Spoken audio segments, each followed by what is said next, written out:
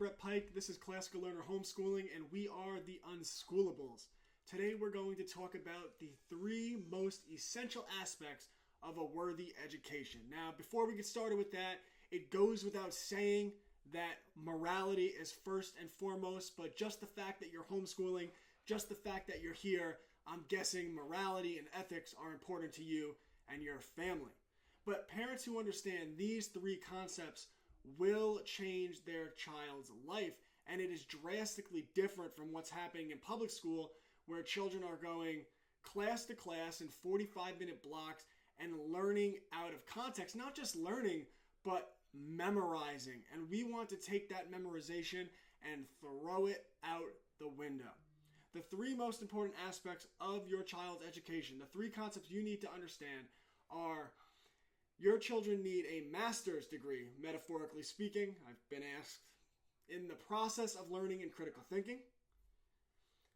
Skill development needs to be a priority, and entrepreneurial experience should be embedded throughout your children's entire childhood. Now, how do we give children a master's degree in the process of learning and critical thinking?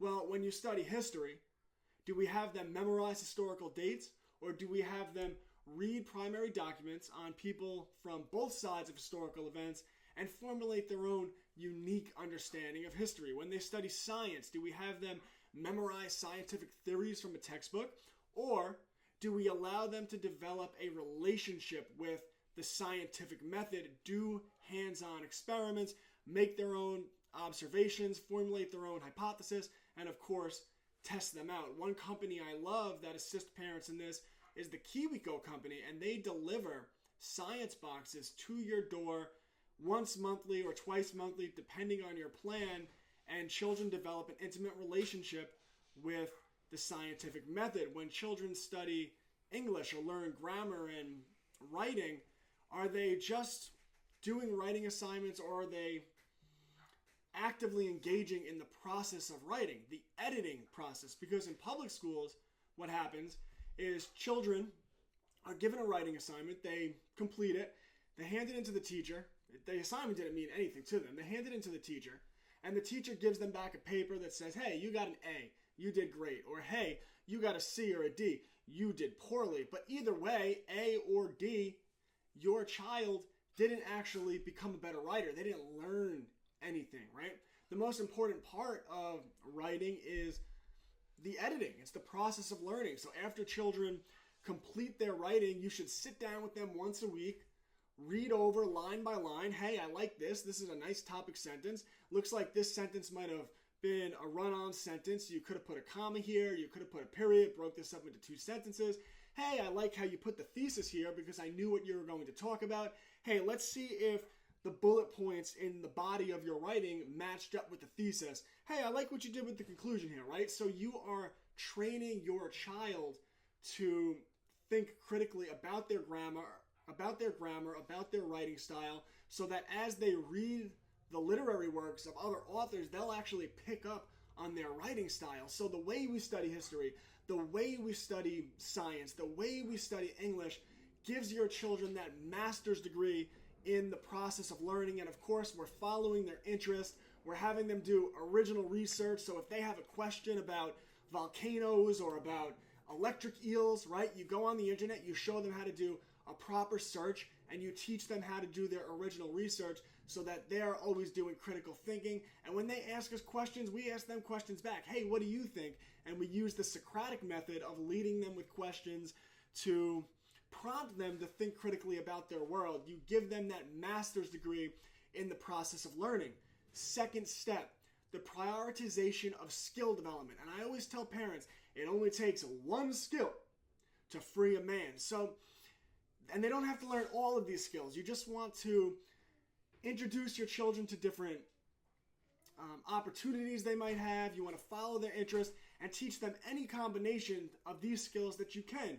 But construction, engineering, computer coding, love computer coding, art, music, photography, videography, web design, hair cutting, aesthetics,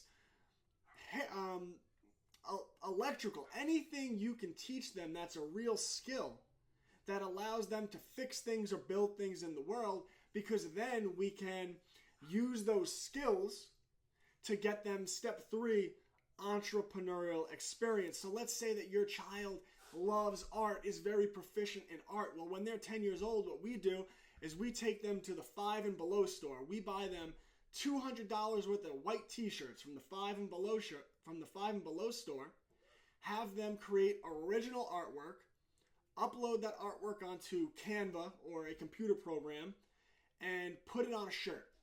You teach them how to do the drop shipping thing, and then you teach them how to do basic marketing, right? They start a Facebook page, or maybe you have them build a web page, which is great experience, and you have them sell their shirt, and they're getting actual entrepreneurial experience. This way they're developing that mindset where they see opportunities that their friends don't, and they understand that there is a world of abundance out there, and if they think outside the box, they can be very successful.